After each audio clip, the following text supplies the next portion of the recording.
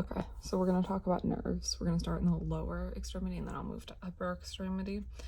Okay, so femoral is going to be upper front of the leg, obturator, adductors. If we're looking at superior gluteal, any of the glute muscles, sacral plexus are rotators of the leg. Tibial, anything on the back of the leg pretty much is tibial. Then if we look into deep fibular, that's that lower front of the leg, so our dorsiflexors. And then our medial plantar nerve, as we kind of go down, that's going to be our toe flexors. So as you're thinking about it, there are just a few buckets that things can fall into. So once again, femoral, that front of that leg, upper front of the leg. So our hip flexors, that kind of stuff. Obturator, that is what is going to be helping us with adduction. Our gluteal nerves, our glutes, our sacral plexus is going to be our rotators. So that's kind of like that posterior side. Tibial, back of the leg. Deep fibular, that is going to be the lower front of the leg, dorsiflexors. And then medial plantar, those toe flexors. So that's just like, think of those buckets, they fall into them. Not too bad, not too bad. Now, let's go into that upper extremity. So thinking, I feel like the wrist, elbow, thumb, those kind of digits is one of the harder parts. So if we're looking at the buckets, they can fall into ulnar, median, or radial. Radial, if they're asking anything about extension, radial nerve. Always radial nerve.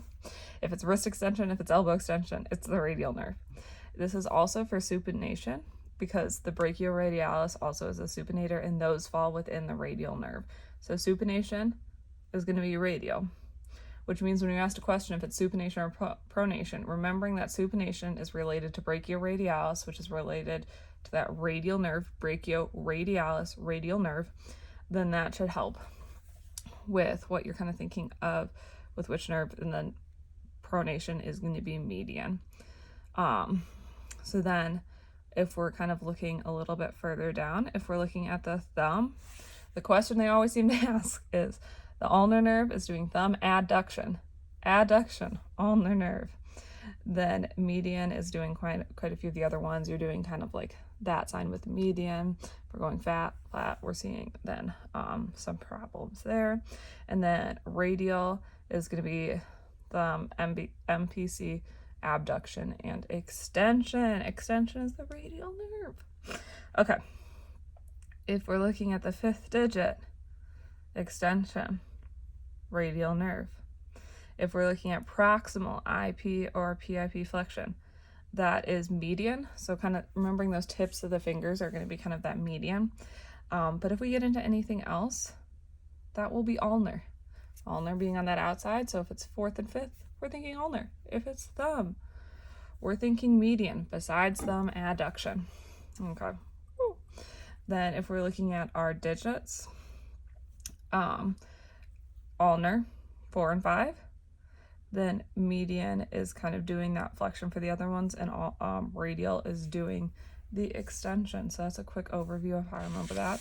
As a reminder, our quick like muscles for Asia is elbow flexion, C5, wrist extension, C6, finger flexion or elbow extension, C7, finger flexion, C8, and then fifth abduction is T1, hip flexion, L2, knee extension, L3, ankle dorsiflexion, 4, long toe extension, L5, ankle plantar flexion, S1. Kind of have ones that you're like, okay, I definitely remember elbow extension, C7. Then you can kind of move up and down with those. That's what I found that helps. And a reminder that in Asia, A is complete, and in E is normal. Let me go back real quick to my notes. So if we're kind of looking at the scapular area, I feel like the one that really kind of confuses me is we have the long thoracic versus that let's see, thoracodorsal.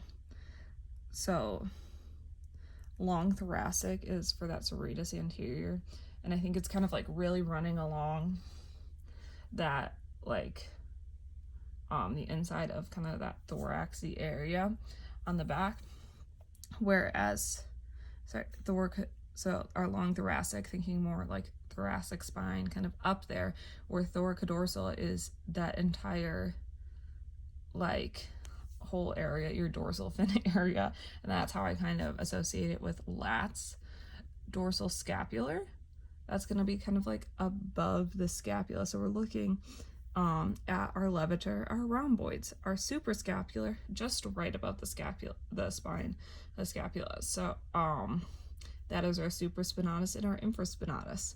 Then, once again, thoracodorsal, we're thinking of our lats. It's our dorsal fin. It's going all down our back, versus our long thoracic, staying kind of in that thoracic region, serratus anterior.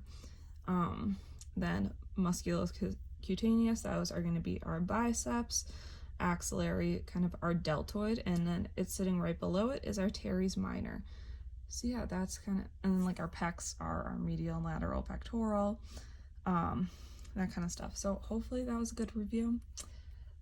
That's how I kind of have been categorizing the nerves in my head.